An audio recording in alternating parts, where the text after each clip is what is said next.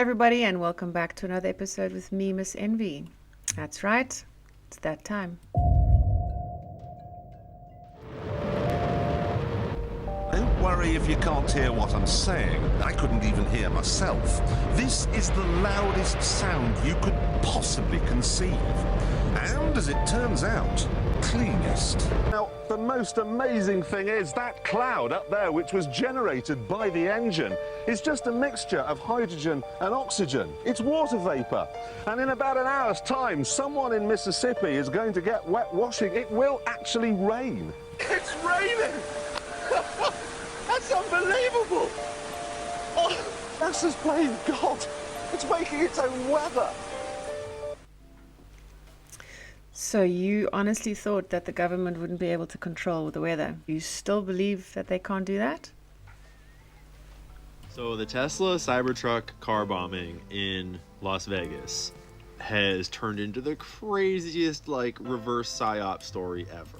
And it's still developing, but I'm going to run through all of the evidence in all directions that I have found so far, so hopefully it's easy to pick up where we're at right now and see what comes next. First thing, super iconic, not an accident.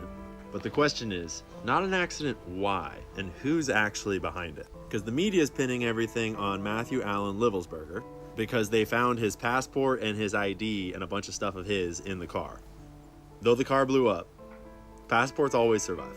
And he's an active duty Green Beret that's been stationed mostly out of Germany and Colorado. And the Green Beret community is digging into this deep and getting sources. And there's so much that's not adding up. And then yesterday, I think it was, the plot super duper thickened when the Sean Ryan show had this whole expose on this whistleblower scenario where he had Sam Shoemate on, who had apparently gotten an email from this Green Beret dude the day before the bombing.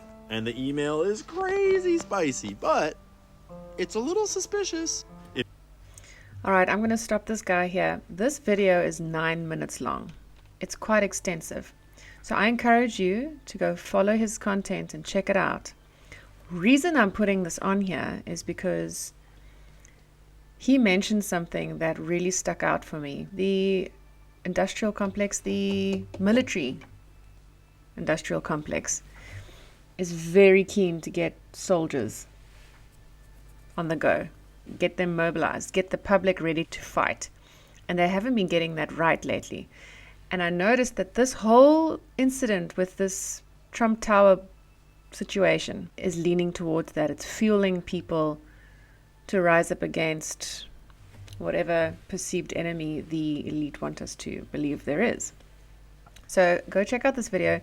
This is all about this dad of an infant whose wife apparently decided to leave him, and they're saying that he decided to blow up his car and unalive himself in front of the Trump Towers in Las Vegas. And things are not adding up. If you go watch this episode that this man's referring to, the Sean Ryan show, it's quite an in-depth interview. Everything there should give you what you need to know, but it's highly suspicious. Question is, remember the show is about carving out that bone of discernment. Do you believe there's something more to this? If so, why do you think it's happening? And also, do you think it's staged?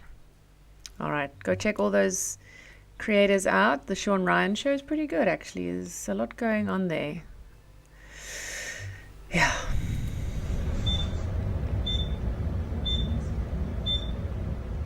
Copy.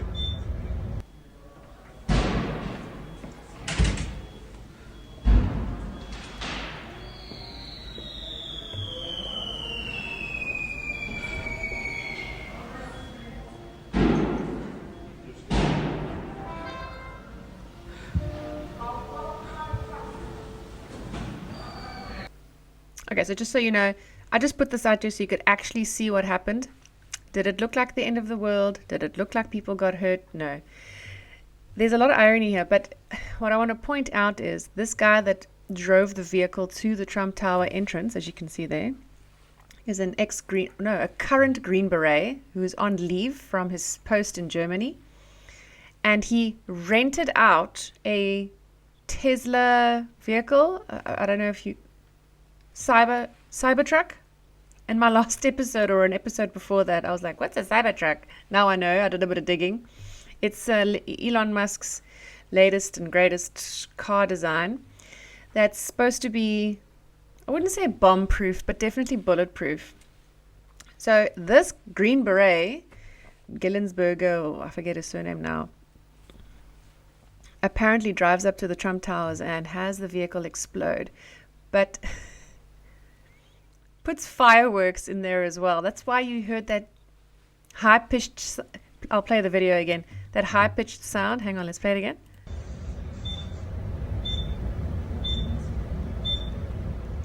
Copy.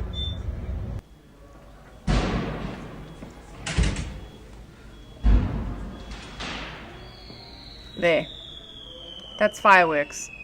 Okay, I'm sorry. It's not a laughing matter. It is quite serious.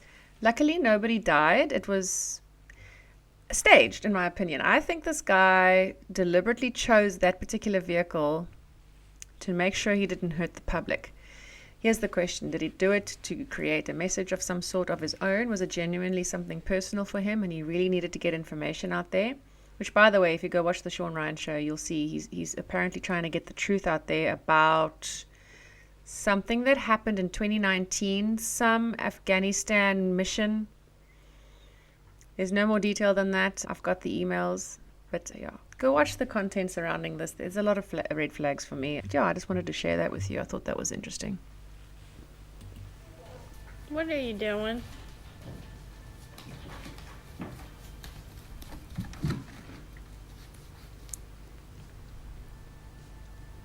Do you want milk?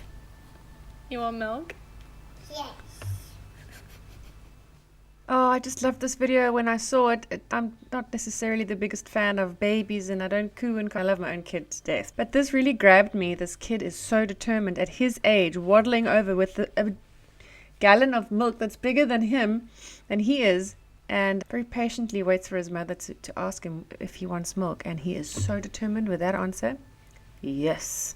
I just love that. I love the energy. I don't know why. Yeah, this is recording. I just saw the alien and I've recorded it on my TV with a tripod because I recorded on that camera and I can't get it off the disc. So that's the way I had to do it. This is just now, just using a normal camera. Okay.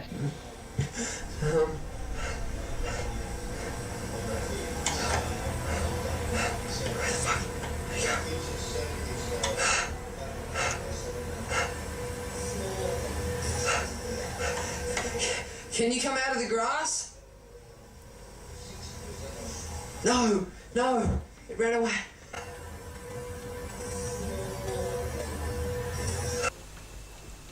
You try to zoom in.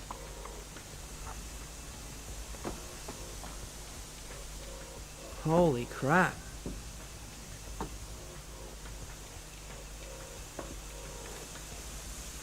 What do you want?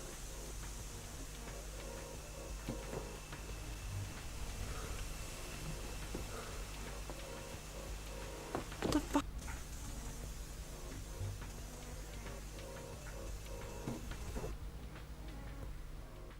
Aliens, can I have a cup of sugar, please?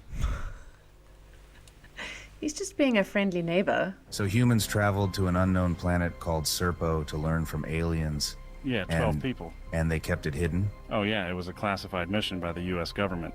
In 1965, 12 American soldiers boarded an alien spacecraft and left Earth on a 10-month journey to Serpo, a planet in the Zeta Reticuli star system. A whole new world. Yes. Serpo was different, to say the least. These beings, the Ebens they were called, were humanoid in shape, but not quite like us. Larger eyes, and get this, they used telepathy for communication. The humans didn't go there for just tourism. They went to study, to dive deep into Eben technology, their advanced spacecraft, and even their medical techniques. These Ebens had tech that could change everything back here on Earth. Imagine learning propulsion systems, energy sources we can't even dream of, and medical knowledge that could rewrite our science books. And you said they spent 13 years. Exactly. They spent 13 years on Serpo, observing, analyzing, and absorbing Eben knowledge. Their aircraft alone.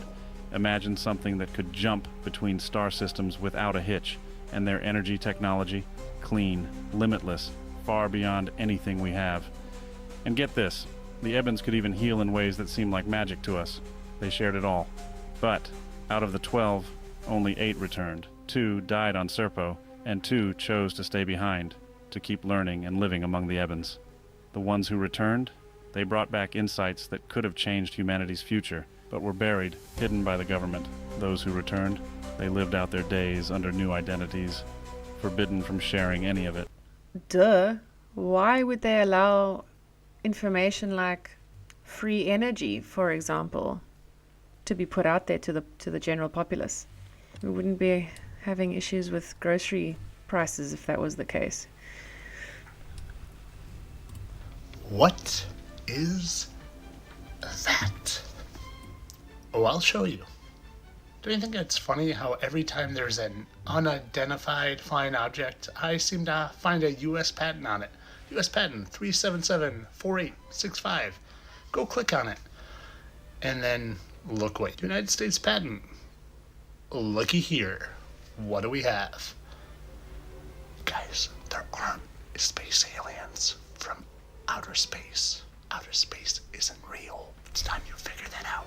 It's time you figure that out. There's no outer space. That's a U.S. patent. They're effing with you. They're controlling your mind. Stop letting them control your mind. Look at this. The crazy thing flying with the plane and the U.S. patent. Doesn't take a rocket scientist, which apparently aren't that smart. Figure it out, guys. Oh, and this is all for entertainment purposes. I know that's a UFO. Is it a bird? Is it a plane? Or is it a UAP designed by the government? Oh yeah, and this is also for entertainment purposes only, by the way.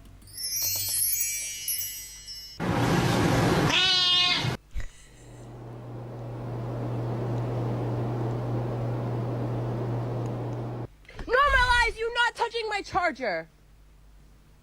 Stop! Why'd you bring your kid to my bed?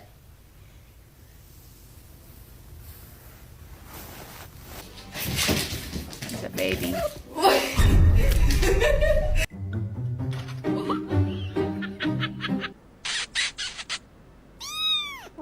What's up? Oh my god.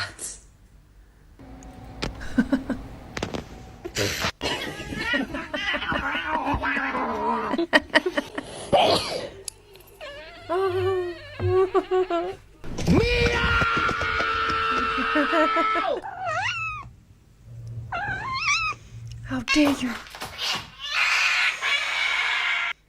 Oh man, I just love cats so much. There's a spot here that I just want to get out. Let me just replay this. The kitten on the bed. We didn't see that nicely because I chopped it off. Wait for it. Why'd you bring your kid to my bed? Ugh, that's the face I wanted to see. It's so cute. Okay, for my last video for today, I just wanted to share something with you. There's an analogy made to what trauma is. And I need to speak more about trauma. People are not taking it seriously enough, and they're not dealing with their trauma. The world would be such a better place if we all just dealt with our trauma. But I thought this was really brilliant. Check it out. The fleas are placed inside the jar, and the lid is then sealed. They are left undisturbed for 3 days. Then, when the jar is opened, the fleas will not jump out. In fact, the fleas will never jump higher than the level set by the lid. Their behavior is now set for the rest of their lives. And when these fleas reproduce, their offspring will automatically follow their example. This is how generational trauma truly works. So let's not be the product of our generational trauma. Let's take the steps necessary to deal with it, because we should not be chained by what happened to us in our childhood and possibly in previous lifetimes. For those of you that can't afford therapy, because there's a lot of you out there and therapy is scheiße expensive, I will try and put this guy out in one of my next videos. You know what? I'll put a link in my description of I'm not sure he's Asian, Japanese, Chinese. He has a TikTok a TikTok account where he has videos that helps you go through the hypnotherapy process. I trust him because I've gone for hypnotherapy professionally with a highly qualified individual, and it was intense and it was really good for me. And you can tell when it has an effect. I've now come across this guy's account, and I'd very much like to share him with you because I tried one of his videos out and I had the same reaction when I used to be in the actual office of an actual hypnotherapist going through a session. What I went through in an hour with the professional in the room was equivalent to that 5-minute video on TikTok. So guys, let's deal with our trauma so we can start living our lives. Alrighty, that was a bit serious that I ended that off, but it's okay. We made it through. And if you feel like cheering up, just go watch that cat video again. Thank you for making it through to the end of the video. If you've reached this point, I thank you from the bottom of my heart. Don't forget to like and subscribe and to share my channel with others so that it can grow. And that's it, everybody. Take care. Love you. Bye.